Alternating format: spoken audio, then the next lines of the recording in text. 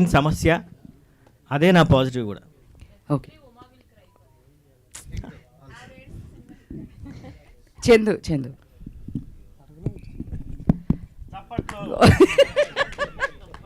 ఇది నా first Q&A. So thanks to Sukku గారు అండ్ ఉమా, నువ్వు ఎప్పుడు గుర్తుంటా నాకు.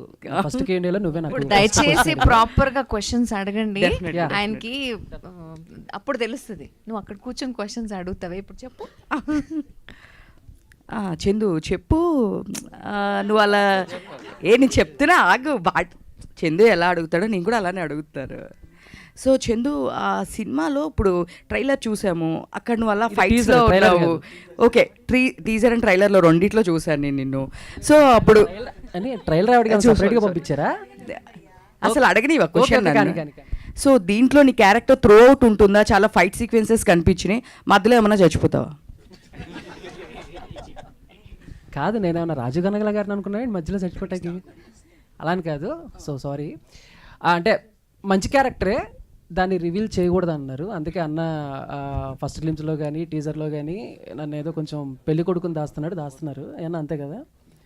సో మంచి క్యారెక్టరే, త్రూఅవుట్ ఉంటాం. చందుకి దీంట్లో ఏమన్నా లవ్ ట్రాక్ ఉంటుందా? ఉంటుంది, నేను ఉంది అక్కతో ఉంటుంది. అక్కతో ప్రేమలో పడతాను నేను, అంతే కదా. Done. Brother sister bonding completely. ఆ ఫ్లెష్ టు కోడ్ మధ్యలో వచ్చే ట్రాన్స్ఫర్మేషన్ అంతాను వాళ్ళే ఉంటారు. పూర్వజ్ గారు, ఎస్, ఆయన కూడా చేశారండి సినిమాలో. ఇప్పుడు అడగండి సార్. సార్ అంటే మీతో మాట్లాడితే ఎక్కువగా చాలా విషయాలు తెలుసుకోవచ్చు. డివోషనల్గా ఉంటారు, సైంటిఫికల్గా ఉంటారు. అసలు మీ నేచర్ ఏంటి సార్? అంటే ఒకటేమో పార్ట్ ఆఫ్ శివ గురించి అని చెప్పి మాస్టర్ పీస్ అన్నారు, ఇదేమో కంప్లీట్ సైంటిఫికల్ థ్రిల్లర్ జోనర్లో కిల్లర్ అంటున్నారు. సో అసలు మీ మైండ్ సెట్ ఎలా ప్రిపేర్ చేసుకుంటారు? అడగొద్దు, ఎందుకు తెలుసా? ఆయన మైండ్ సెట్ని మనం క్యాచ్ చేయడం చాలా కష్టం.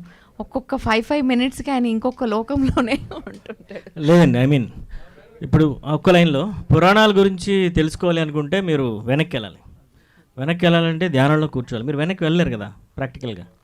ధ్యానంలో కూర్చోవాలి, అది పెద్ద కాన్సెప్ట్. తపస్సులో కూర్చోవాలి, అది వేరే కాన్సెప్ట్. ఫ్యూచరిస్టిక్గా మీరు తెలుసుకోవాలనుకుంటే మీరు ముందుకు వెళ్ళాలి. మీరు ముందు జరుగుతున్నది జరగబోయేది ఆలోచించగలిగేలా ఉండాలి. దానికి కూడా ధ్యానంలోనికే వెళ్ళాలి, రెండింటికి. అది నేను ఎక్కువ చేస్తాను. సూపర్. నేను చాలా సైలెంట్ ఉంటా ఇంట్లో.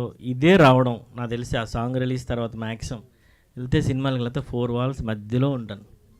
వీళ్ళకి కనిపించడమే చాలా రేర్. మాకు కూడా కనిపిస్తుంది. ఇంట్లో కూడా మేము అపాయింట్మెంట్ తీసే, హలో ఎక్స్క్యూజ్ మీ పడుకున్నాం, మెసేజ్ చేసి పిలవాల్సి వస్తుంది బయటికి. బేసిక్గా అంటే ఈ క్వశ్చన్కి లైక్ అంటే ఆయన మైండ్ సెట్ ఎప్పటికప్పుడు ఎలా మారుతుందంటే, అంటే ఇందాడు అన్నట్టు లోక తామ హనుమాన్ లాంటి కొన్ని సినిమాలు చూసినప్పుడు నేనే పంపిస్తూ ఉంటాను, ఈ సినిమా చూసావా, మన సినిమా కొంచెం అంటే చూసా ఆల్రెడీ, చేంజ్ చేస్తున్నా, అదే పనిలో ఉన్నా అంటారు. అంటే సో అలాంటి సినిమాలు వచ్చిన తర్వాత కూడా ఆయన మళ్ళీ కొత్తగా కొంచెం ఎలా క్రియేట్ చేయాలి, కొత్త సీన్స్ ఎలా రాసుకోవాలి అని మళ్ళీ చేంజ్ చేస్తూ ఉంటారు. సో అది చాలా ప్లస్ అవుతుందేమో అనుకుంటున్నాను మా సినిమాకి. ఆయన అడిగిన క్వశ్చన్కి బాగానే ఆన్సర్ ఇచ్చావు. నీ క్వశ్చన్ చెప్పు. ఉందా? Okay, come. మరి నన్ను కూడా గుర్తుపెట్టుకోవాలి కదా. సో అంటే యాక్షన్ సీక్వెన్సెస్ చేసావు ఈ సినిమాలో. మెయిన్గా యాక్షన్ చేసేటప్పుడు ఇంటికి వచ్చిన తర్వాత యూ ఫెల్ట్ లైక్ తాళ్ళు కట్టేశారు, కింద పడిపోయి దెబ్బలు తగిలేసి.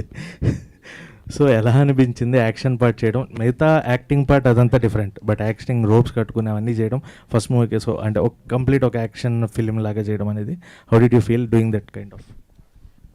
అంటే నాకంటే ఎక్కువగా సో జ్యోతి గారు యాక్షన్ సీక్వెన్స్ ఎక్కువ చేశారు. బట్ నేను సుక్కు గారు చేసే 4 సినిమాల్లో 3 సినిమాల్లో నేను ఉన్నాను. 3 సినిమాల్లో నా క్యారెక్టర్స్ చాలా డిఫరెంట్గా ఉంటాయి.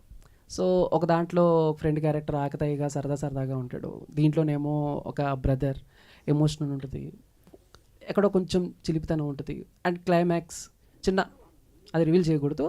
బట్ ఓకే, బాగానే కష్టపడ్డాను, ఆయన అలా చేయించుకున్నారు, అంతే. లేదండి, Chandu is a good actor. అంటే మీరు చూసే చందు వేరే ఉంటుంది, నా కళ్ళతో చూసే చందు వేరే ఉంటుంది. ఆ ఐడెంటిఫై